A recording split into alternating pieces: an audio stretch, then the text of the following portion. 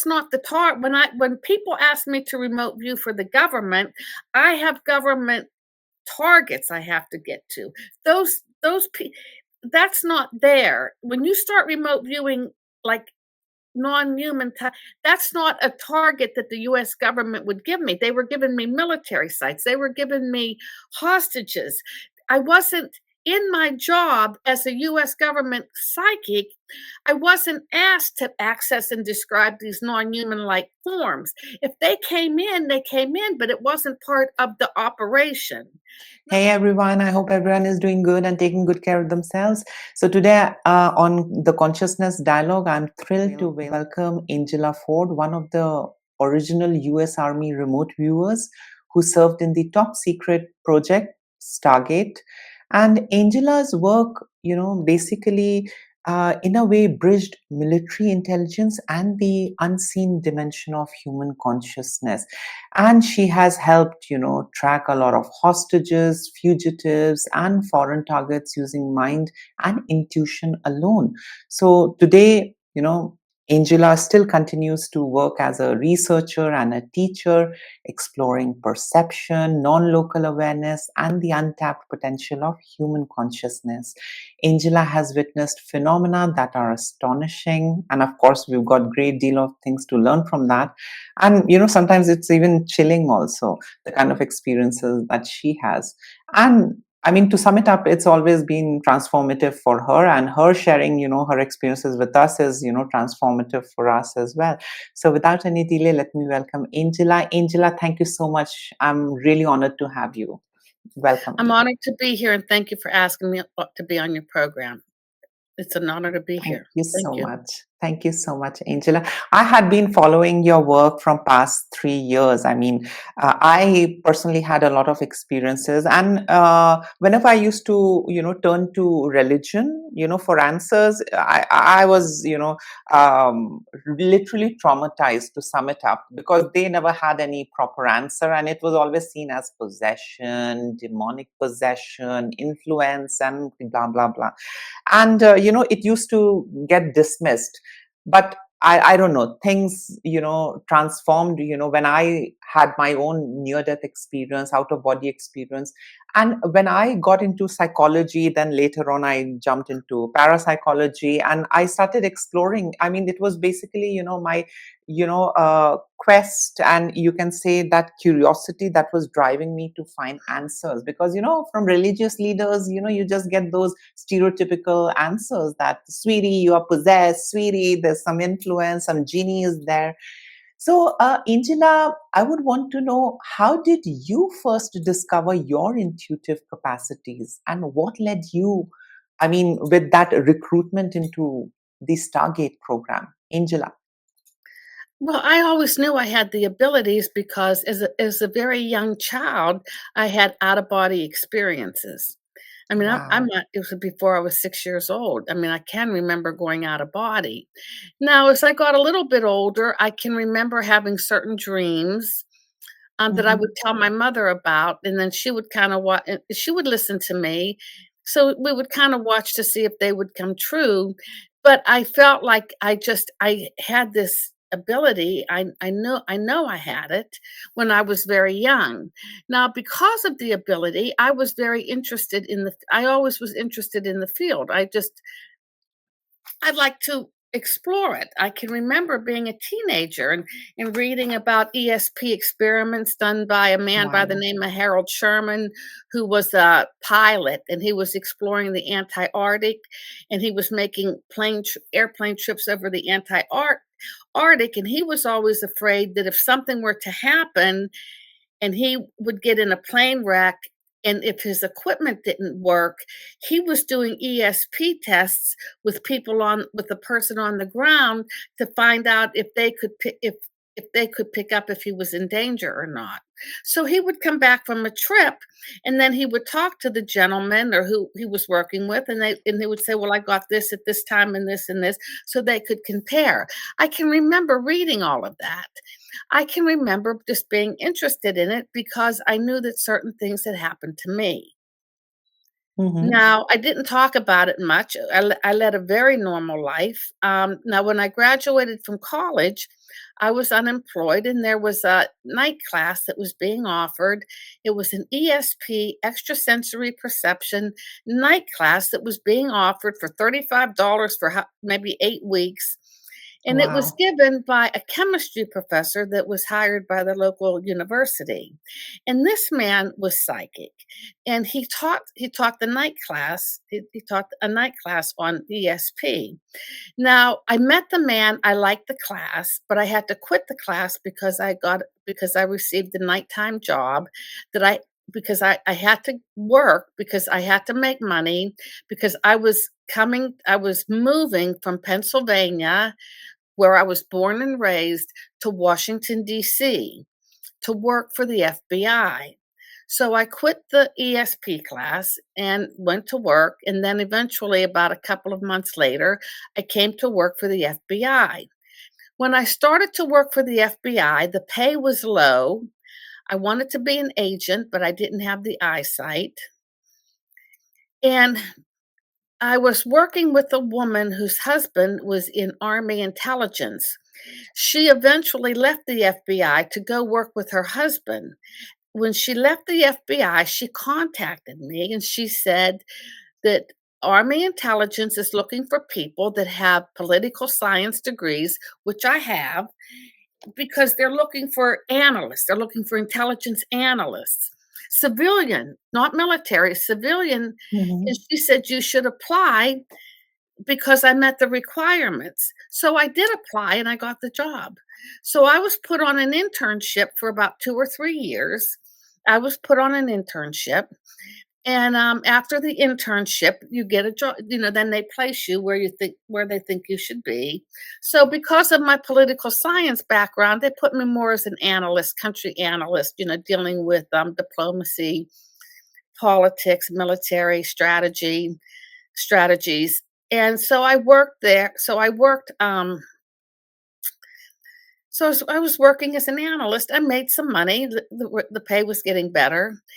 Now, I did not realize it at the time, but Army intelligence, and I entered the Army intelligence. It must have been 81, 82, because I think I was at the FBI from 79 to 1981.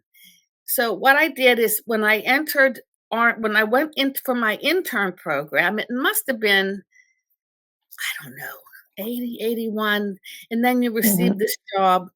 Well, what I didn't realize at the time that I started working for as an analyst, that Army intelligence was responsible. They had they were responsible. They had a collection unit, an intelligence collection unit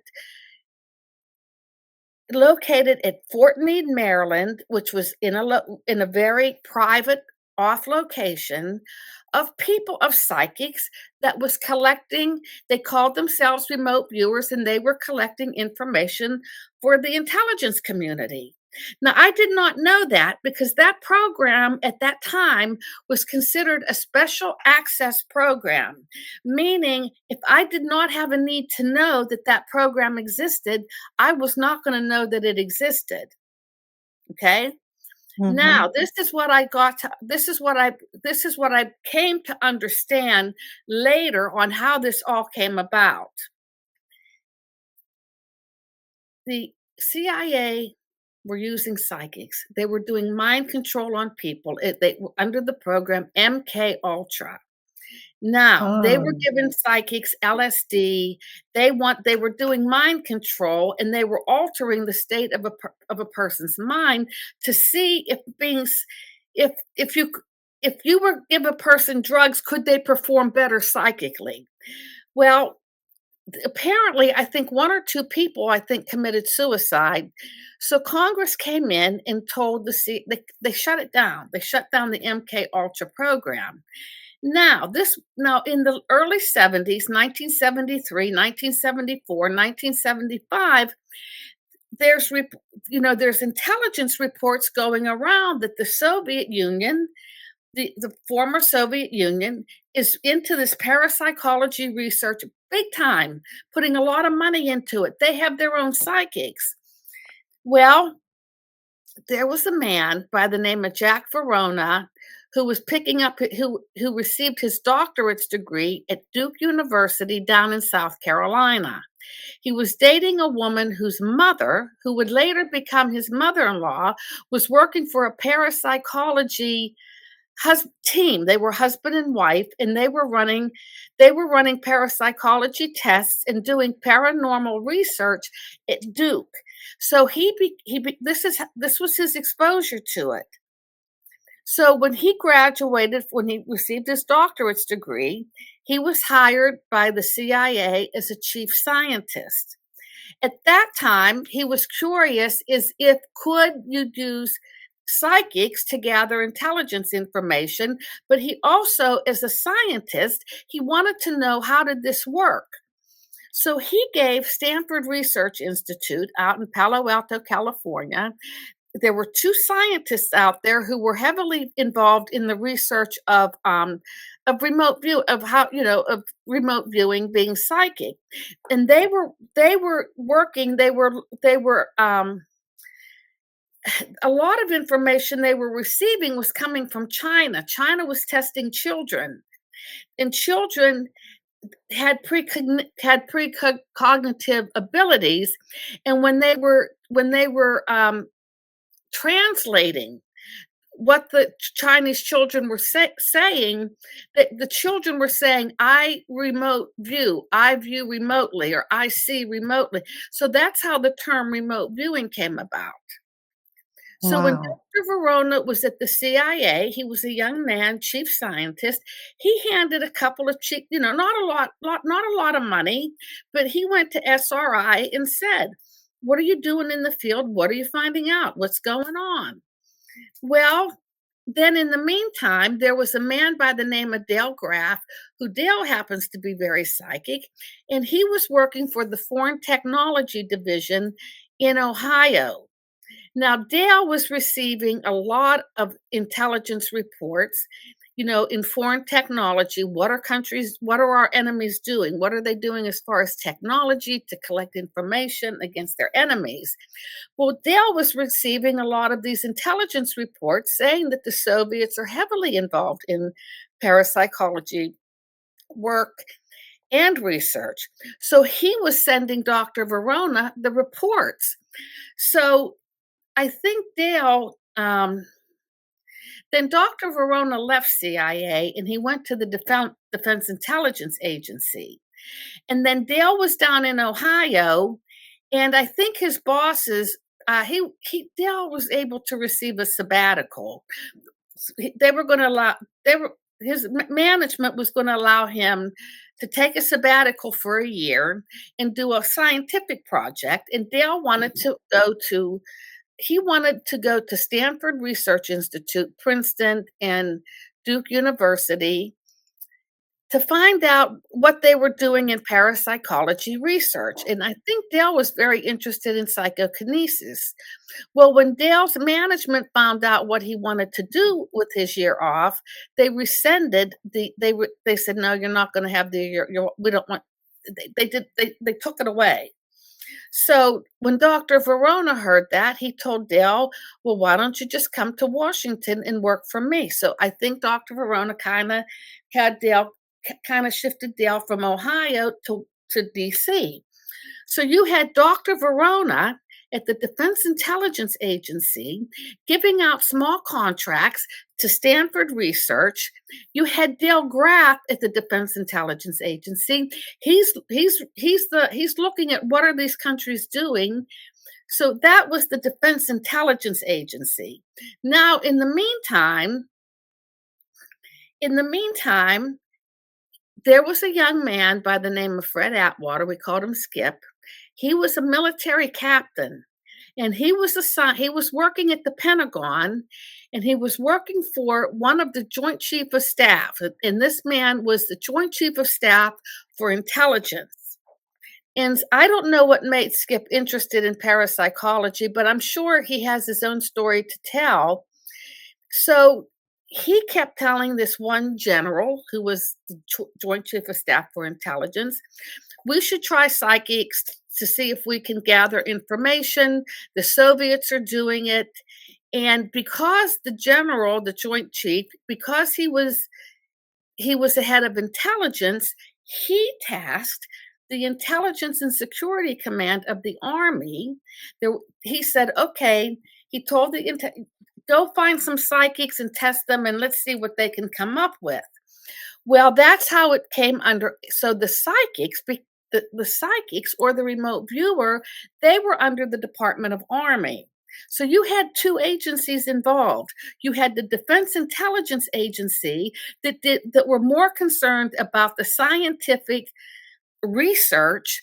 They were interested in what other countries were doing, and then the Army intelligence took responsibility to try to find people who could do this. Well, I guess Skip Atwater was all part of that, but when the Army started to use psychics, they were using them on a part-time basis. There was an old building at Fort Meade. In fact, I think it was a pre-World War I building, not even pre-World War II, and they were bringing people up there on a part-time basis. I think they were testing them, they were probably replicating some of the Stanford Research Institute's protocols. And that was being done by the Department of Army. Now, in 1976, somebody was looking, there was a downed U.S. plane, and I don't know where it was, if it was in Africa, but they asked the remote viewers if it was the first operation and apparently a remote viewer found this airplane. And because of that success, the Department of Army decided to use remote viewers on a full-time basis. Now, whoever the general is, there's always a general that's the head of a command. But these generals rotate. There could be a general there for 2 years, 3 years, 4 years, then they rotate out. And then another general comes in and they're there for how many years? And then another general comes in. Well, in 1982 or 1983, a general came in and his name happened to be General Bert Stubblebine. Now, General Stubblebine, he was the head of the training facility, the training command in Arizona. It was called Fort Huachuca, Arizona. Well, he had an interest in parapsychology because he bent spoons. He was a spoon bender. And what the general he wanted military people to expand their mind, expand their consciousness.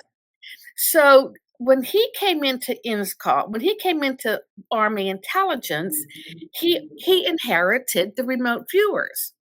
So he had his own thing going out at Fort Huachuca. He had a right-hand man with him, Dr. John Alexander. He brought John with him, and John was very, he walked on fire. And if people watch if they ever see the movie Men Who Stare at Goats, they were part of that. But so now General Stubblebine comes in, and he's very open about what he does. He's inherited these remote viewers. So now General Stubblebine he's very open.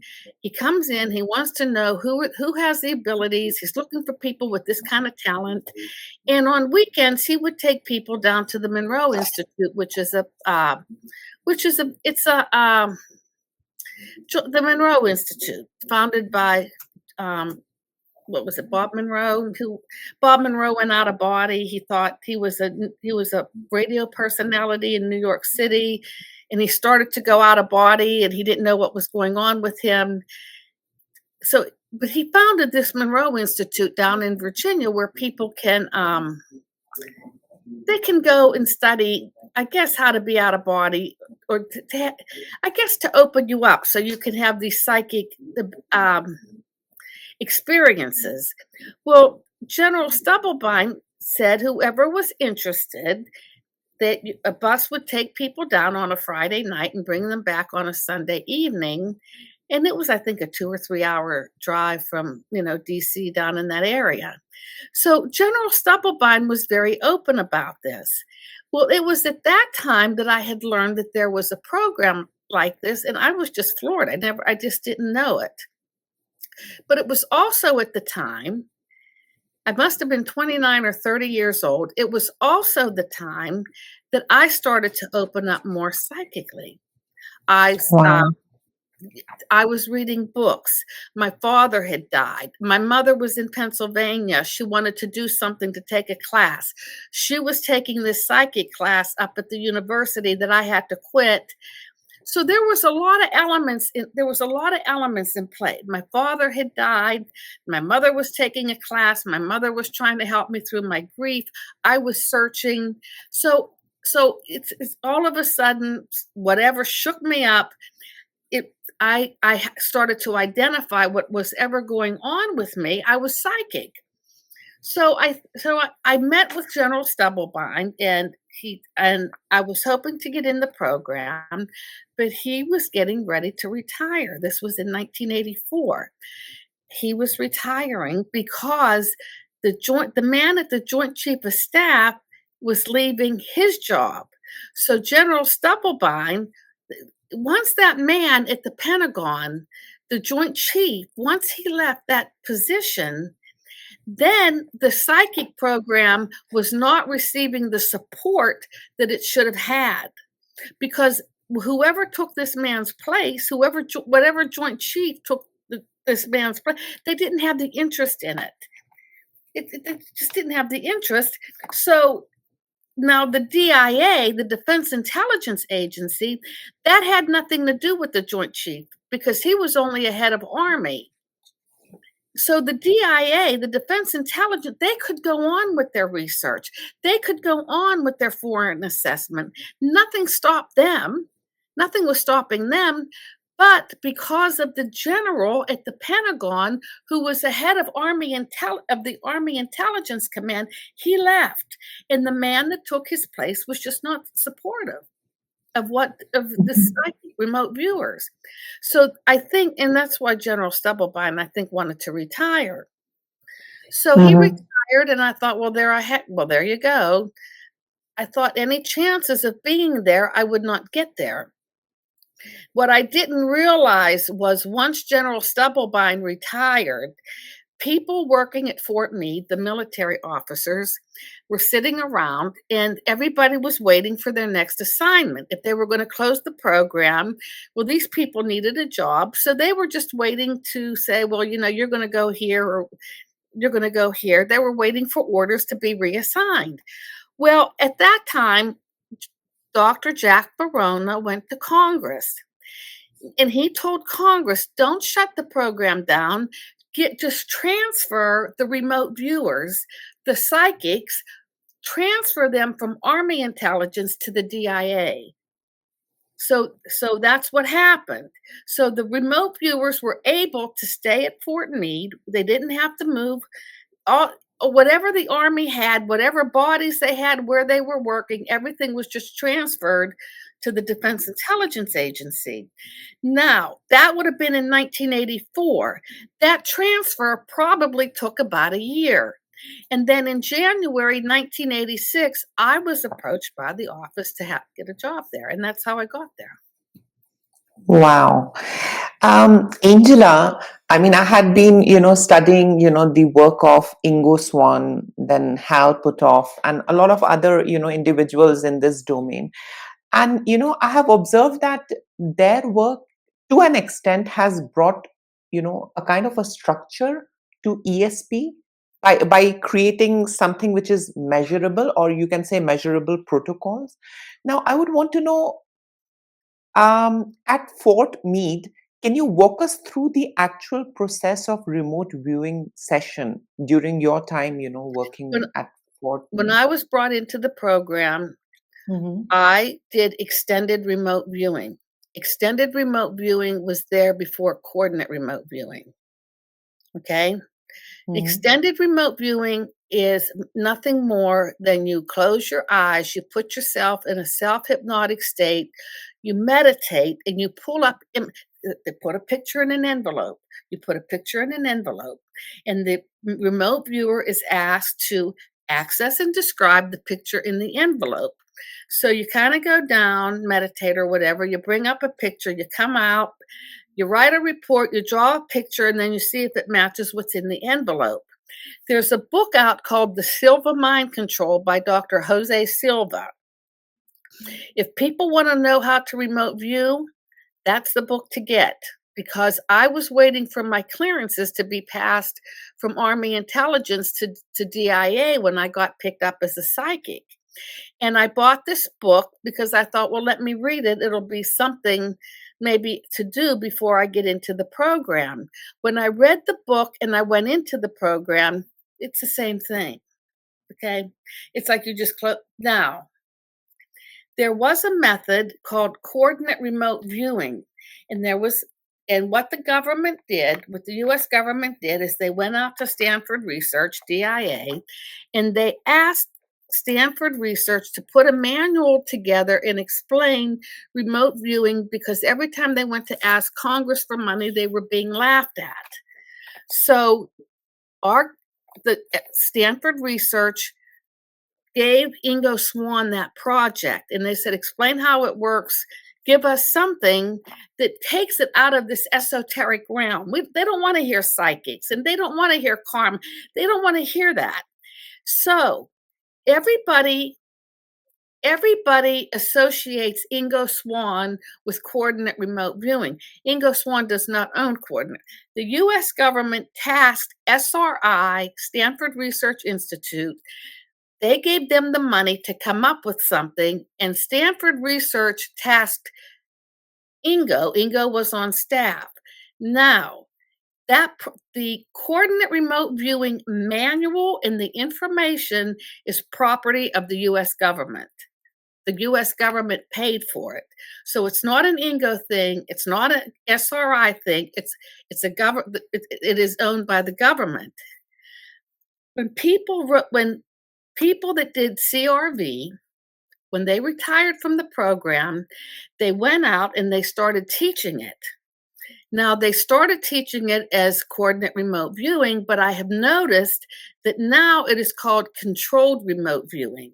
So there had to have been something legal where they had to change the name from coordinate remote viewing to controlled remote viewing. There had to be. So now they're calling it controlled remote viewing. And what Ingo said is that you can remote view in steps. The first step, you get a major gestalt, maybe like a circle or a point. And then the second one, you may be able to smell something. And it's in steps. The military is really big on training. I know because I've worked for the military organization before I got there. I continued my service with the government after the program was closed down in 1995. So, and it's training. You take training. And I think that the military in the unit got a hold of that manual and made it their baby. Well, this is how you remote view. And they used it thinking that you can bring people in. And if you use this manual, you can train people to do remote viewing. Well, you can, and you can train a person, but you still need somebody that you need a natural. But anyway, it was really an issue. I mean, Congress would say, get the real people in there. Why wouldn't you? And the Army people thought you could bring anybody in, and that's what they were doing, because at the time we were a special access program, and you couldn't go out on the street and advertise for this job. You couldn't do it. You had to look for people who you thought maybe work, and that's what they were doing. Well, that's what the military were doing to try to bring people into the field. Well, the one guy was friends with his neighbor and said, "Hey, come to my office. I think I have a job for you." And that's how it was being brought in. And it wasn't, and they were doing a basic psychology test. I think it was Myers-Briggs. And if you ended up perceptive, they thought you would make a better remote viewer, which isn't necessarily true. They found in the long run. So that's how the Army was bringing people in. Now, Stanford Research Institute, they had a whole different way of bringing their people in. They went to San Francisco and started to test all the hippies left over from the 1960s, and they were actually getting better results than what the Army was getting. So Mhm. it was so as far as coordinate remote viewing, I never did it. I couldn't I just didn't do it because I was trained in extended remote viewing, and plus I was doing automatic writing or channeling, which is more verbal and written. And I ended up, that was my natural ability. And I actually ended up doing that after some management left that allowed me to use my own ability. So Angela. I Mhm. don't know how coordinate remote viewing, I just, it wasn't for me. It wasn't for me. Mhm. Mhm. So, Angela, are you saying all psychics are remote viewers, or all remote viewers have psychic ability? What is it? What are your thoughts?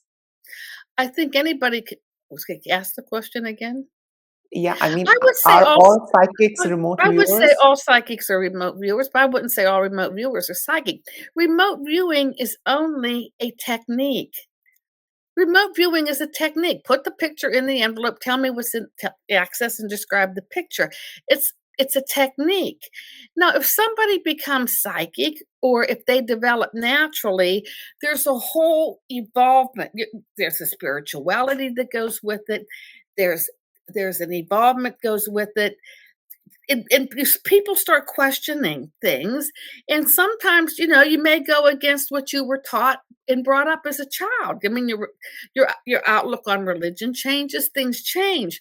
Well, when you put that into a military structure or a military system, it it can get scary. So the military liked the idea of remote viewing with the coordinate remote viewing because it could make sense to them that it was some type of, you could measure it in some way, and it made them happy, and it didn't go against their religion because I work with a lot of Mormons, and Mormons aren't going to go for this, for remote. Mhm. So it was, yeah. I would have gone Mhm. more for, the psych, I would have gone more for the psychics. They could go further.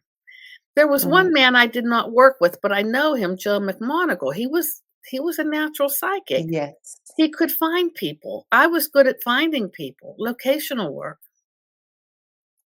I mean, whatever uh, things that Joe McMonagle had said, I mean, his work in this domain, what I perceive, I mean, based on the kind of work and, things that he has done, I personally feel he suggests that remote viewing is a kind of a disciplined mental focus. I mean, if that makes sense. And that's what Yeah. even, Paulette Smith also in some ways, advocates and suggests.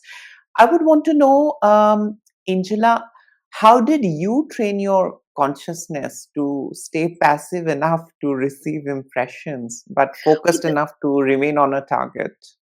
that when I went into the program, that's what they had there was a man there who was my trainer, and that Mhm. we would just I mean, we would go in, and it was just, we would work. Here's a picture in an envelope, and I lay down, and you get do exercises, you think, and then you see the picture, and then you come out and you report it. And it's just you just I just learned how to relax and I don't know. I think anybody can do that. I think the CRV is very difficult. But yeah, I teach remote viewing one. I teach people go down, turn off the Zoom. I teach on Zoom, and I let people, I say, go down, relax for 10, 12, 15 minutes, and then come back and just tell me what you got. And they do, and they do good. And you can tell, like, they're good on the first target. The second target, they do okay. And then by the third target, it's getting late and everybody's getting tired, and there may be a few more not as well, but you can do it. You can do it. Mhm. And Stanford Research Institute, the way that they studied remote viewing, there are certain pictures or targets. They called the pictures the target, and the pictures belong to a target pool. There are some pictures that are very conducive for remote viewing. And that's what we're, like, why when I give remote viewers this target, they're all hitting, 90%. But why am I when I give remote viewers this target, they can't get 50% right?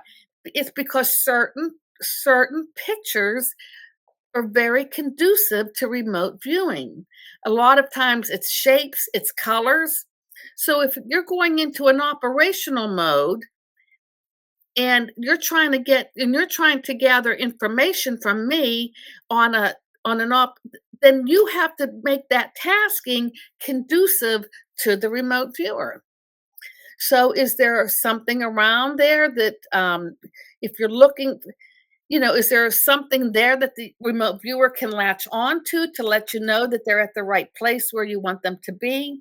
So there was a lot of work, there was a lot of studying put in to help the viewer. If you're going to take a viewer into a room and you want information from them, you want them to do well, and then you have to make it conducive. You're not going to set them up for failure. You don't want to set them up for failure.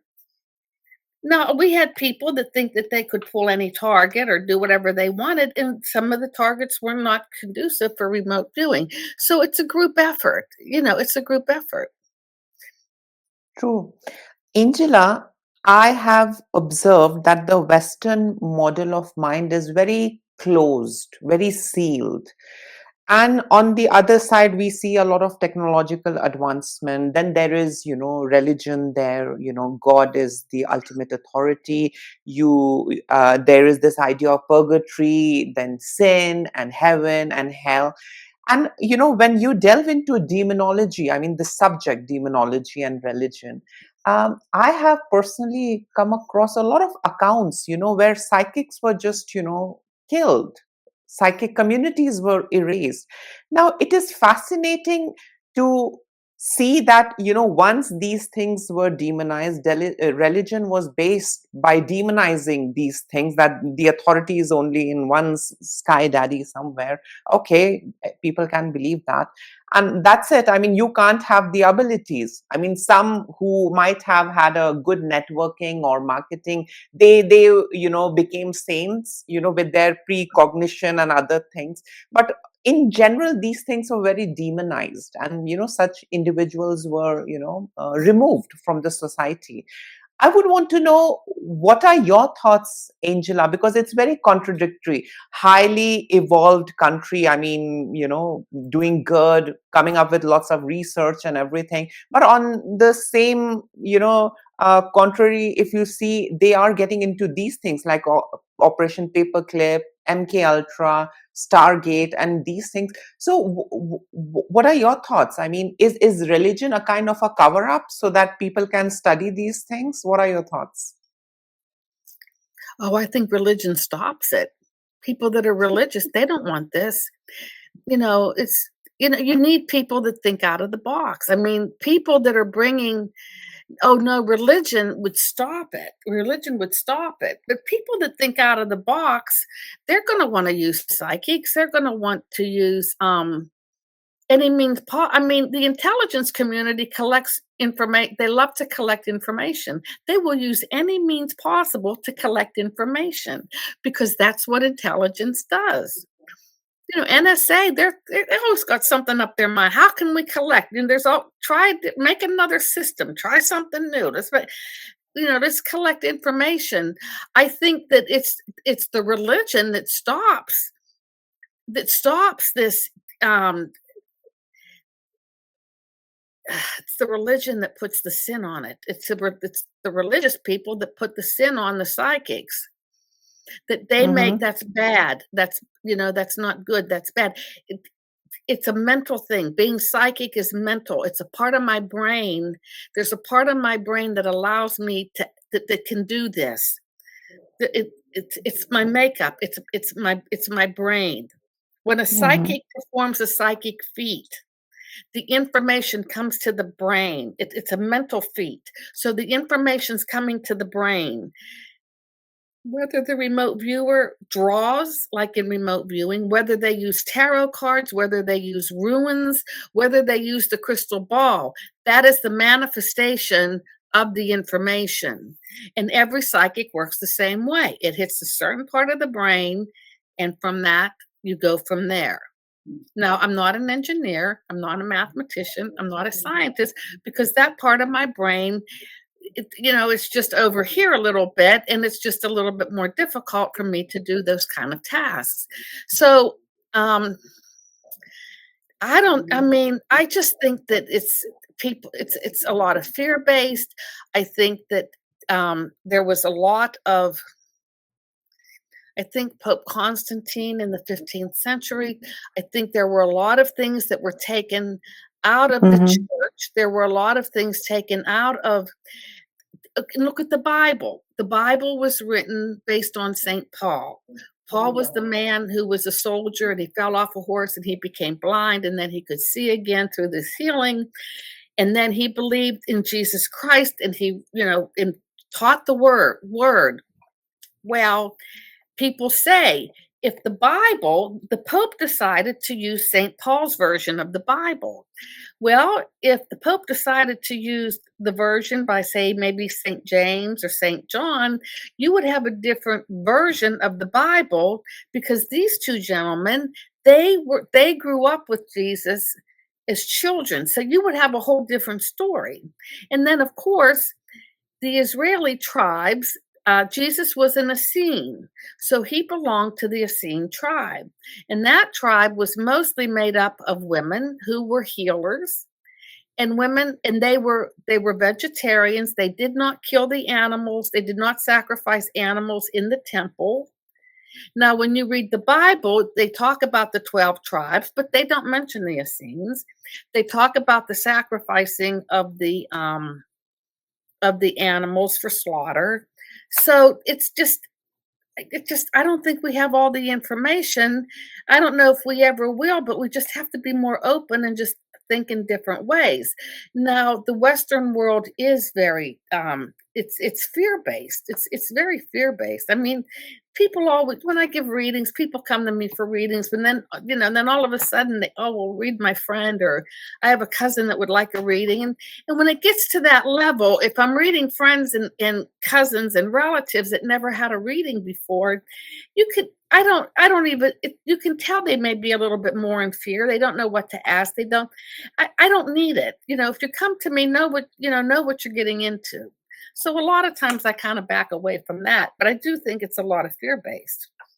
Mhm. I think no, the Soviets, what we had learned through the years is the program closed in 19 the Soviet Union fell. The end of the Cold War ended in 1991. So we were able to get our scientists up into Russia to meet with the former Soviet Union's psychic scientists.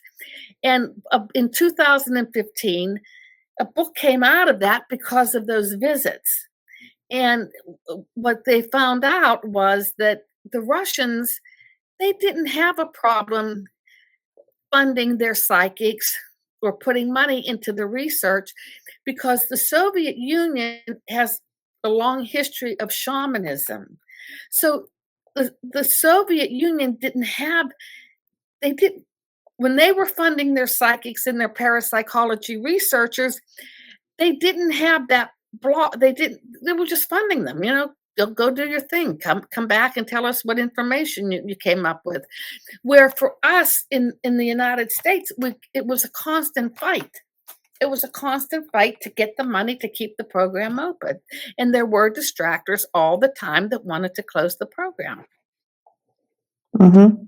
It went against, and if a person does not believe in this, they're not gonna, if this goes again, if collecting information by mental means goes against a person's belief system, they're not going to accept it. They're not going to accept it. We were better off dealing with somebody that was skeptic.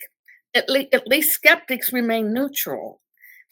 We didn't need people either who just loved to get, who really thought it was great, because then they thought we were going to be 100% right. So it was better, just if you had a skeptic, it was a better environment to work with. Absolutely. In my personal experience, Angela, I have been, having a lot of experiences of all nature and variety since childhood. And as I mentioned, I did turn towards religion for answers, but I didn't get it. Neither, those faculties were enhanced or it evolved. No, I mean, it was shunned, it was dismissed, and I was gaslit in return that there is something wrong with you. It's some kind of a bad thing. There came a point that I had to literally let go of my religious belief system because it was not serving me and it was not letting me explore.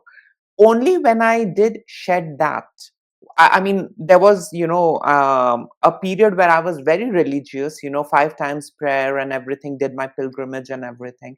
But, I was not convinced. It was just that I was in the rat race. I had to do it because others are doing.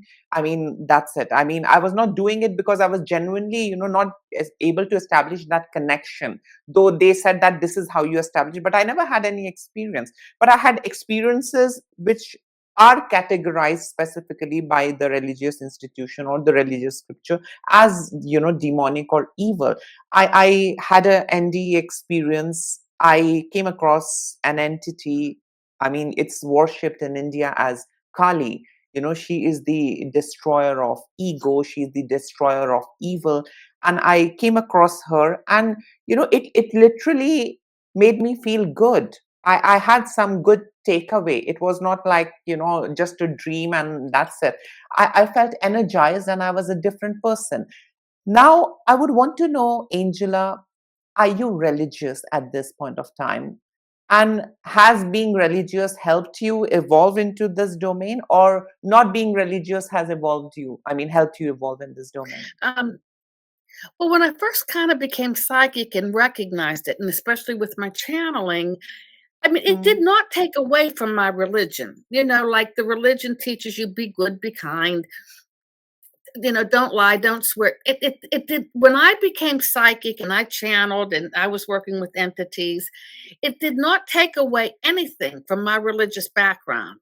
And that was fine. I mean, and that, and that, and Jesus was Jesus was our, I guess he was the son of God and God. And it didn't take away anything from my religion.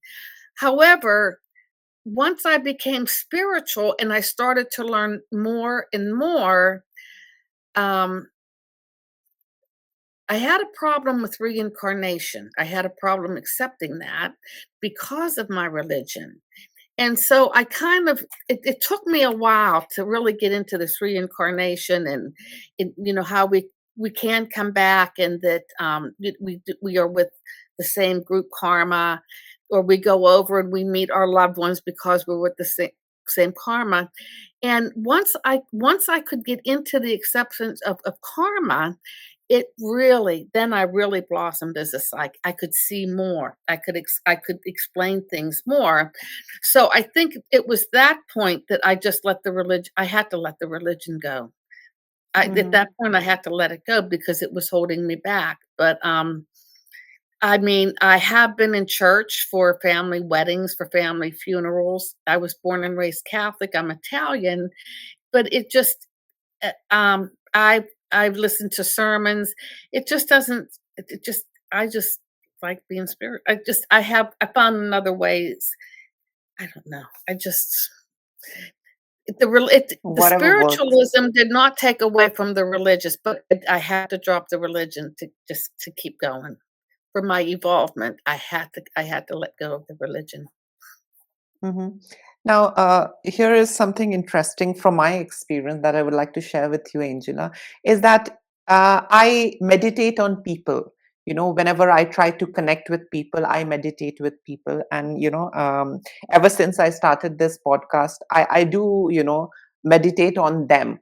I just create a mental imagery and then I meditate. And if I doze off, it's fine. I'll come back with some kind of answer or not. But I was meditating on you, and I did see you in a very red color outfit, and I saw you with a white animal. I don't know if it was cat, dog, pigeon, whatever it was. And I saw you in that form, I mean red outfit with a white little pet around you, roaming around. And I was like, I need to, ask her, what is it? What is this mystery with the red and the white, fur balls around her? So if you could, tell us, I mean, Angela, I mean, what's this with the red? I hope I'm going in the good, right direction. Well, I do have a red sweater I wear, and it's very bright, but, yeah, I was told that my aura is mainly red. So, Wow. red is a very important color for me, and yes, I do have 2 cats. One cat is white and black, and one is gray no, one is white and black, and one is gray and white. They're both white, but the Wow. black and white is Mm-hmm. more white than black. Mm-hmm. So you could have been picking up on the black and white. Uh-huh. And one more interesting thing I have personally experienced, and that really scared, I'm sorry for my language, that really scared the shit out of me, Angela. I was, remote viewing a couple of individuals, and I saw things which did not look humanoid. If you could actually, tell us and tell my viewers, because I'm running short of, words to explain that they were not human, they were not bipedal, they were not humanoid. Are there entities that we get to see, or are there creatures or some I'm life form sure. that we get to see? Oh, I'm sure that there's life on other planets. I mean, I'm sure that there's other life forms. If they're not on Earth, you could be picking them up in the spirit realm. You could be picking them up on in another realm. But yeah, you can pick I mean, look at the little ETs that people talk about, the grays under the ground or whatever. So you can be picking up of course you can see they're probably entities in another realm. But you can which Hmm. you can do. Angela, you being an expert remote viewer, have you ever encountered aliens? Have you ever encountered Yeah, extraterrestrials? I had 2 UFO experiences and 1 ET experience. And what were they like? What was the They UFO were very experience? you know, let um, the first UFO was kind of exciting. I was 12 or 13 years old. We were young. A bunch of us were playing baseball, and it was at dusk where we saw the UFO. We saw UFO hover over us, and so that was exciting. And then the second one I saw in 2010, and that was okay. But I did see, like, I think I saw a little ET. It's like I went through a Wow. portal and had this experience, but I was like I knew him from before. I guess I don't know. It was weird because I when I saw him, I when I saw this guy, I said something like, I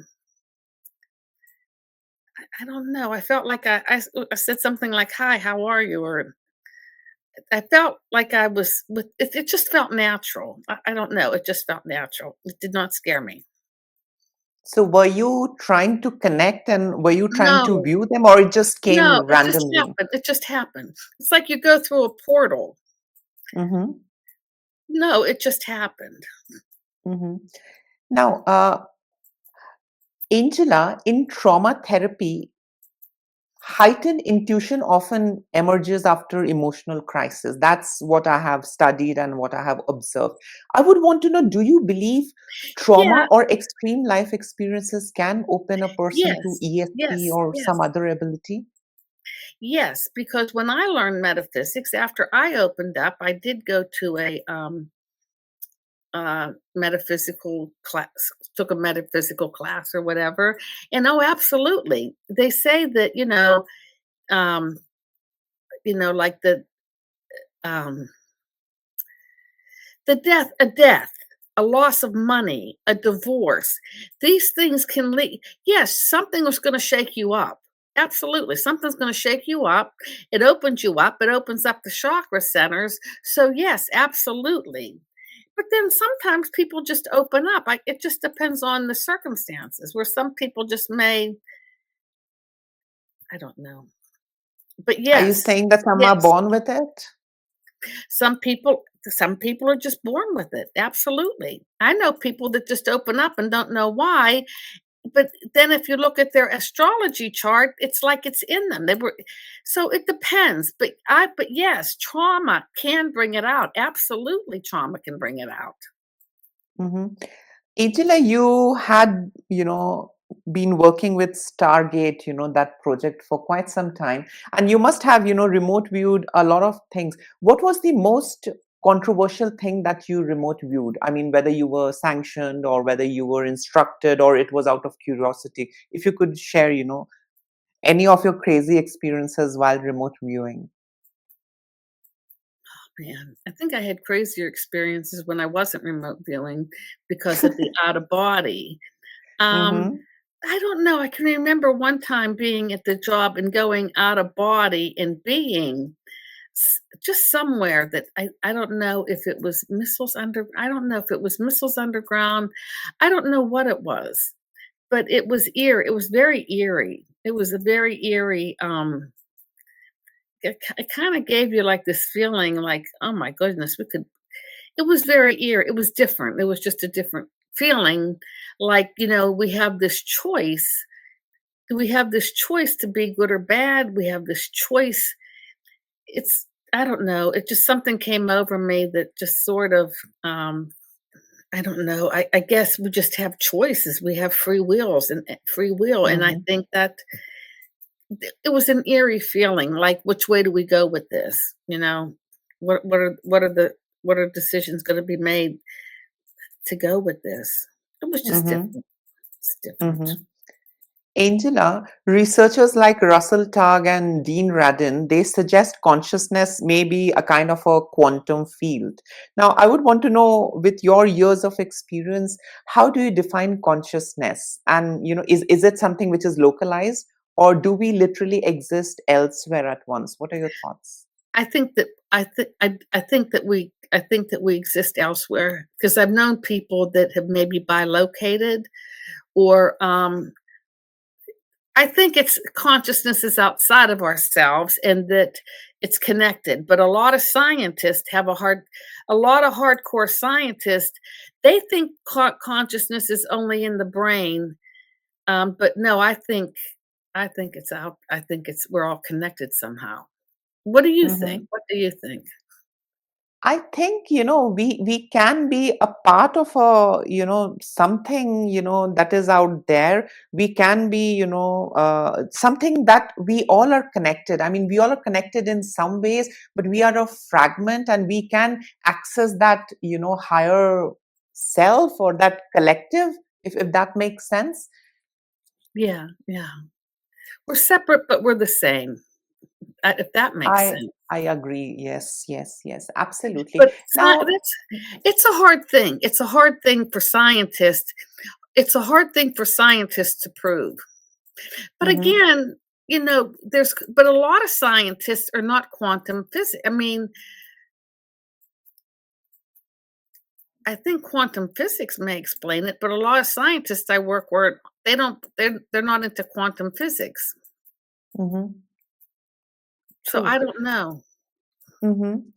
Angela, non-local perception in a way raises ethical consideration about privacy and interference. Whenever, there are, a couple of people that I know, when I talk about remote viewing and psychic ability, they literally get, terrified. They are scared. I would want to know, what are your thoughts? How do you define ethical boundaries in remote viewing, especially when, perceiving people or sensitive targets? What are your thoughts, Angela? Anymore, I just feel that if somebody has a question and they want to come and they want to ask me a question, you know, I'll give them a session. I don't go looking for I just don't go looking for it. I don't want to go out and just read somebody's mind just to know what they're thinking. I just wouldn't do that. Um, Now, a lot of times people get very upset if they know that you're psychic. They start getting fidgety and nervous because they think you can read their mind.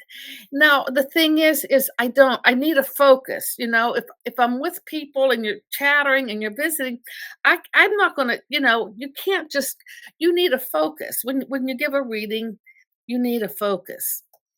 So to say I need a focus, I mean, I just don't walk in and you walk into a room and everybody's there. Well, there's all these random thoughts and all of this and all of that. You need time to focus in, like to figure out what's going on. But but I have found that if if people do not want you to know something about them, you're not going to get it psychically. You're not going to get it. If somebody's going to block you from if they have information and they don't want you to have it and they're afraid that you're going to get it in a psychic reading or you're going to pick it up psychically, you're not going to get it because they're blocking. In order for me to do a reading, in order for me to have a successful reading, and in order for me to be good at what I'm doing, and I'm one on one with a person, I need that person to be open and honest. If you start hiding something from me or you don't want me to see something, I'm not going to see it. I'm not going to see it. It's not going to happen. Now, sometimes when I give a reading, I usually start and I tell people things that I see around them, but then people have their own agenda on their mind. So after I tell them a little bit about themselves, then they start asking questions. Now, sometimes, you're in a reading and you get information, people are asking questions, and then you end the reading, and then these people go out and something happens. Then they may get upset because you missed something. Like, well, why didn't you tell me this? Because I didn't see it. I'm only telling you what I see. I can tell you what I see. I can't tell you what I don't see. And what you think is important to me as I'm receiving information from the other side or from the universe, it may not be the most important information. People have questions, so their questions are important. But if something more important comes in other than those questions, they have a hard time accepting that. It's like they have to leave the session, go out and live, and then they get it. So I report what I see. I can only tell you what I see. If I'm giving you a reading and you don't want me to know something, I'm not going to get it. It just doesn't work that way. I can remember whenever I left the psychic program, they closed it in 1995, and I had to go back to the Defense Intelligence Agency's headquarters to work as an analyst. And I worked with a group of people, and everybody was real friendly and real nice, but they weren't really nice or friendly to me. And this went on for a long, long time. And finally, I asked the girl that sat next to me, I said, I don't know if you've ever noticed. I said, but people don't really talk to me like they talk to you, or everybody seems to be really chummy. But sometimes I feel left out. Well, she started laughing and she said, Angela, they're afraid of you. They think you're reading their mind or something. And I'm not. So Mm-hmm. it's on them. It's on them. It's on them. True. And then a lot of people, they'll say, well, what do you see for this or that? And you need the focus. You need the focus. I need my tools. I need, you know, True. but you're not going to get it. If somebody's blocking information, you're not going to get it. Private people are hard to read. Sometimes people are just private. They're very hard to read. Mm-hmm. True. Angela, remote viewing often brings viewers face to face with situations that are intense, strange, or even terrifying in my experience. Can you share one of the most chilling or unforgettable remote viewing experience that truly sent shivers down your spine? I mean, I hope I'm not getting very personal. If you could share I something. can't remember. I think probably the hostages. That I think when we had hostages in Lebanon back in the 1980s, I think that was very intense, very very intense. Um, trying to locate trying to locate hostages, what they had to go through, the ordeals that they had to go through. That was probably that was very intense, very intense. Mm-hmm. True. Angela, have you tried remote viewing heaven or hell or God or demon? Oh, sure, sure. What was It it just like? Is nice, is it the nice. same way it is described in the books or it's different? I just think that it's just nice to be somewhere else other than I don't know, it's more, I would say more higher levels. I don't know if I even believe in hell. I just believe that, there's levels, I guess. But I do, yeah, I feel like energies. I feel like I've energy. It's not so much, it's what you feel, energy. You ever listen to a Mm-hmm. meditation tape? It leaves you nice. Mm-hmm. True. Angela, I personally feel my consciousness was very much influenced by the religion that I grew up in the childhood.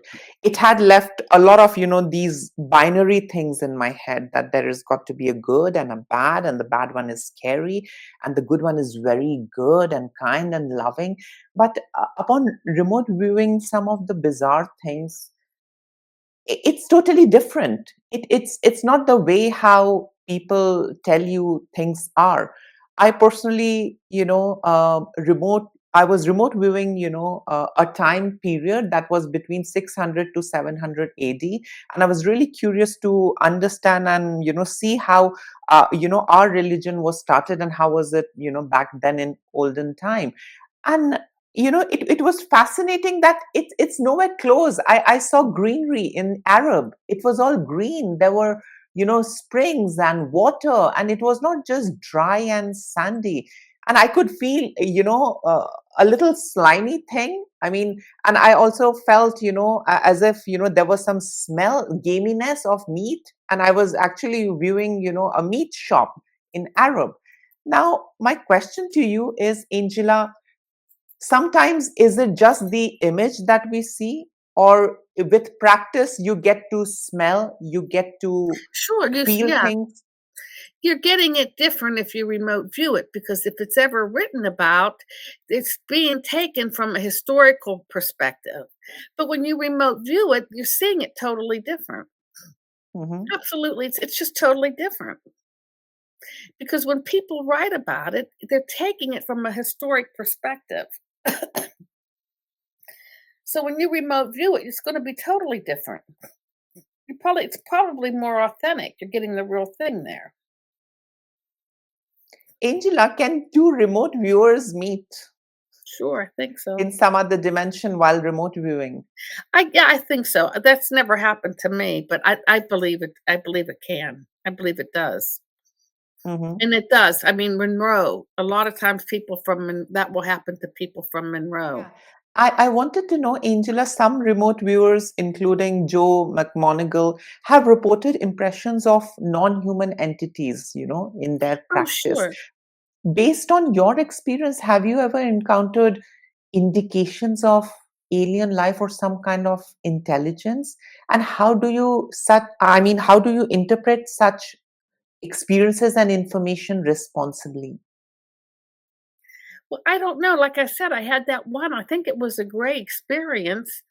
I felt like it was a mental thing, but that's not the tar when people ask me to remote view for the government, I have government targets I have to get to. Those pe That's not there. When you start remote viewing, like, non-human ti that's not a target that the US government would give me. They were giving me military sites. They were giving me hostages. I wasn't in my job as a US government psychic, I wasn't asked to access and describe these non-human like forms. If they came in, they came in, but it wasn't part of the operation. Now, on my own, yes, when you dream, when you remote view, yeah, you can get those entities. There's somewhere it's like there's a veil. We're here and there's a thin veil, and you've got everything else is on the other side. I'm sure that that they're out there in the universe and they exist. Absolutely. But they weren't part of my operational to give information out as to where hostages are, where weapons are. That's They weren't there. They're not part of that. Does that make sense? Hmm. Absolutely. If I have an analyst that's looking for a hostage, they want to know where he is. If a non-humanoid comes in, I can't put that in the report. He's got to move aside. I got to get to the location. Hmm. But that's not saying Angela, that these things don't exist, because they do exist. There's a lot that exists that we don't understand about. But Mm-hmm. yeah, there are non-human. I mean, God, there's so much we don't know. Or I mean, there's people get images of dinosaurs, anything. Mm-hmm. Angela, you must be a curious girl as well at some I point. I was, mean, it when was, I was at some point. yeah. Now, Not I no, would I'm want to so know, mhm. I would want to know, Angela, did you try remote viewing our future of humanity, or the past? If you could share some of your insight and well, first experience. of all, I don't know. When you remote view the past and the present, it's easy to get the information because the footprint is there. It's Mm, hard to remote view the future because the future changes. Future change, mhm, it's up to us. We're at a time right now, humanity is at a time, it's up to us. Either we're gonna make it or we're not gonna make it. And that's hard because when I try to remote view the future, I do not see it. And it's meaning that we're at a junction, and what are we gonna do as humans? And it's scary. Now we have AI, now we have consciousness, now we have AI, and consciousness is getting very, very close. What if the AI grabs up the consciousness? We're going to lose our divinity. So how do we get? I mean, it's a scary time. It's a very scary time. It's an important time, and every time I try to remote view the future, it's up to us. It's we're right at the point. It's up to us. What are we gonna do? Because we have free will. So I mm, really can't. I mean, you know, I don't know. I don't know. And living in the United States is difficult. We're very polarized. Um, I think that people were more spiritual 20, 30 years ago. I don't know. People are not. I don't know. I don't know what the answer is, and I don't want to judge people. You never underestimate the power of a person. I don't know. Have you ever remote viewed the future? no, I can't. I mean, I it's very can't. difficult. It's very Very, very difficult. difficult. We can go in so many different directions. You can go. I Mm-hmm, mean, we're right now. We're here. We can go in so many directions, and it's going to be. It's us. It's up to us. It's our minds, and what we do is going to say what the future is. But it's consciousness and technology right now, and if it catches up, will we lose our divinity? true. I think we will. Angela, one of my skeptic friend often asks me, why don't you help me win a lottery? Because you can't. And Because the remote viewing mind does not get numbers. Okay, Hmm, when you remote view and when somebody's psychic, you are receiving conceptually. You receive information conceptually. You are receiving the lower right part of the brain is what's receiving. That is triggered. That enables you to collect psychic information. That is the creative part of the brain. It is good for writing and drawing and remote viewing. If you want numbers, you got to go to a whole different part of the brain that doesn't work psychically. So, what people have tried to do is they've tried to make pictures numbers. So, there's ways you can do it. And I think they called it associate remote viewing, where pictures will mean something. But because psychic information is conceptual, it's conceptual. It's not yes and no, it's not black and white, it's not yin and yang. A lot of times when women are pregnant, I can't even tell if they're going to have a boy or a girl because it's black and white. Remote viewers with psychics can't, they don't think like that. Unless mhm. if it comes in very, very strong, oh, it's a boy, but that's why. It's a different part of the brain. It's a whole different hookup. True. Angela, remote viewing seems to offer not just intelligence, but a kind of a profound insight into human potential. That's how I view remote viewing. What are your thoughts? I mean, do you believe it is the ultimate lesson, or there is some kind of a purpose behind developing remote viewing abilities, which is beyond intelligence gathering? What are your thoughts? Probably you could there's reasons for it. Oh, sure. Oh, sure. Sure. Absolutely. Mm-hmm. Absolutely. They just use yeah. spe- Oh, absolutely. Even being a psychic, you're gathering information for a person, but my goodness, there's more to it than that. I mean, you can influence, you can pray. Oh, there's much more to it. Absolutely. So, Angela, according to you, we can't go any further in the future when it comes to remote viewing, but we can easily go back in the past. No, no, And if you why do you think no, that is? Mhm. you can go into the future in remote viewing. How You far? can. I don't know. I don't know. I don't you can go for 30 years. Who I don't know. If you see it, you report it. But sometimes you can't see it. I can remember when I channel sometimes I can go into the future, maybe on an issue or maybe for a person, but I don't know if I can do it for all humanity at this point. But when you read somebody or you remote view, the past and the future, the footprint's there. It happened, it's happening. You can gather that information much more easily. But the future has not happened yet. So the footprint isn't there. That would be harder to predict. And the future can change. I can say one thing that maybe today is meant to happen, but 2 days from now, maybe it just changes and goes into another direction. So true. So I'm not saying you cannot read the future because you can, and I have read the future. I've read the future for myself. I've read the future for other people. Sometimes I see it, sometimes I don't.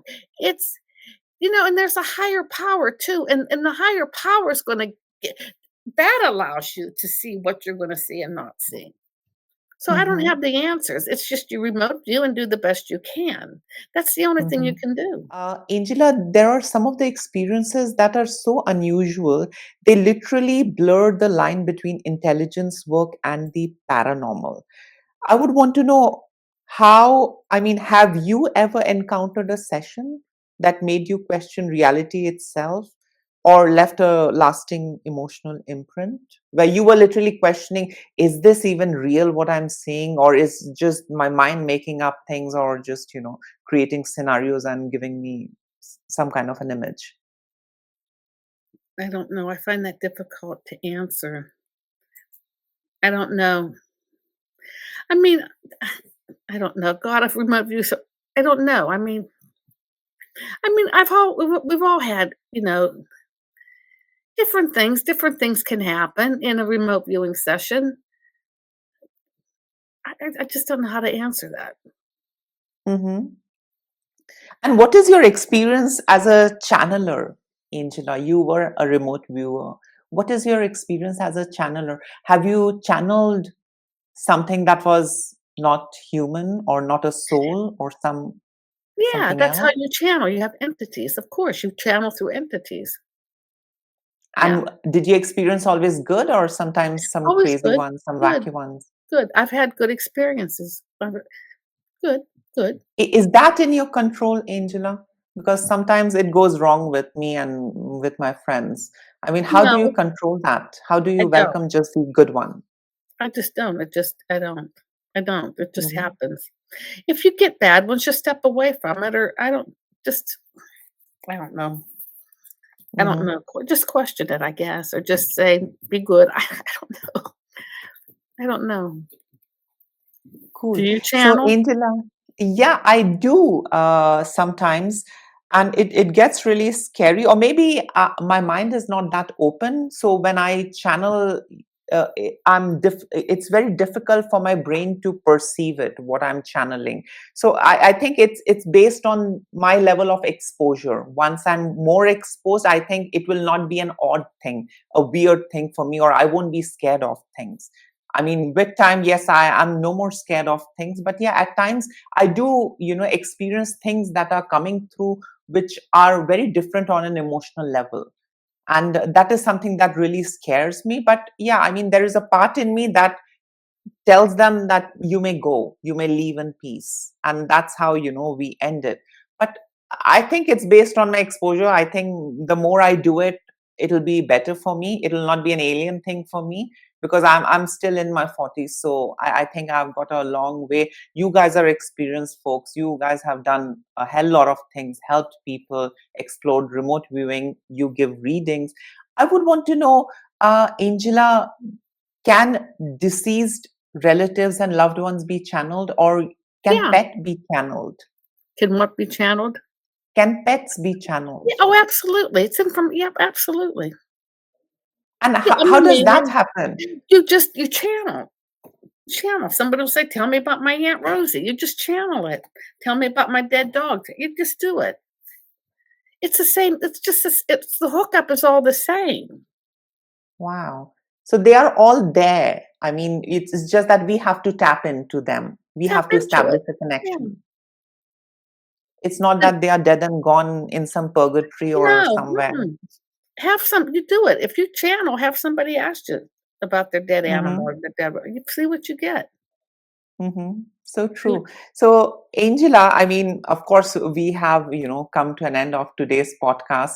So, Angela, what would you like to suggest all the individuals who are psychic and exploring remote viewing domain? What are your suggestions for just those if folks you're who are very if getting interested?